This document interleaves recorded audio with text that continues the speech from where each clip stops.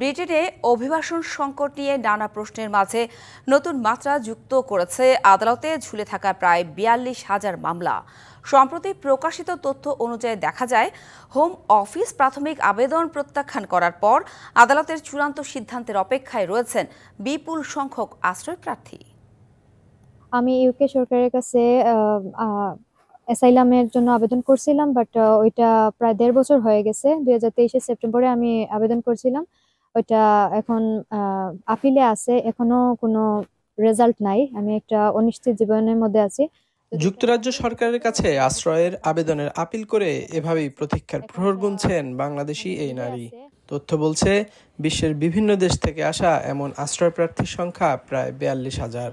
গত ২ বছরে উদ্বেগজনক হারে বেড়েছে আদালতের চূড়ান্ত সিদ্ধান্তের অপেক্ষায় ঝুলে থাকা এসব মামলা জট।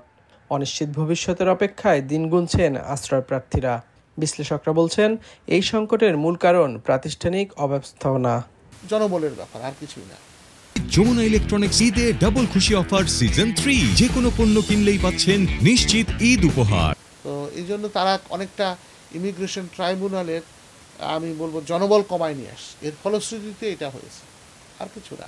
আর সরকার যদি এটাকে কুইক ডিসপোজ অফ করতে চায় তাহলে করতে পারবে, বাট বিকজ অফ তাদেরকে ফার্দার অ্যাপয়েন্টমেন্ট দিতে হবে, তাহলেই এটা সম্ভব। সরকার আশ্রয় প্রক্রিয়াকে পুনরায় কার্যকর করতে এবং বকেয়া আবেদন দ্রুত নিষ্পত্তির জন্য অতিরিক্ত আদালত সেশন চালুর পরিকল্পনা করছে।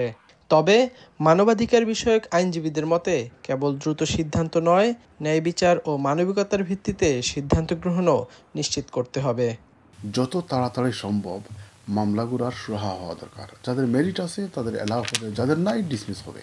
কিন্তু এভাবে ঝুলিয়ে রেখে মাসের পর মাস, বছর পর বছর রাখা মানে হচ্ছে অনেকটা মানবাধিকারের লঙ্ঘন। সরকারি পরিসংখ্যান মতে ২০২৪ সালের আশ্রয় প্রার্থীদের ৪২% এশিয়ান দেশগুলোর নাগরিক, যাদের মধ্যে বাংলাদেশের সংখ্যা ছিল ৭,২২৫ জন। Kazi Tanvir Ahmed, DBC news, London.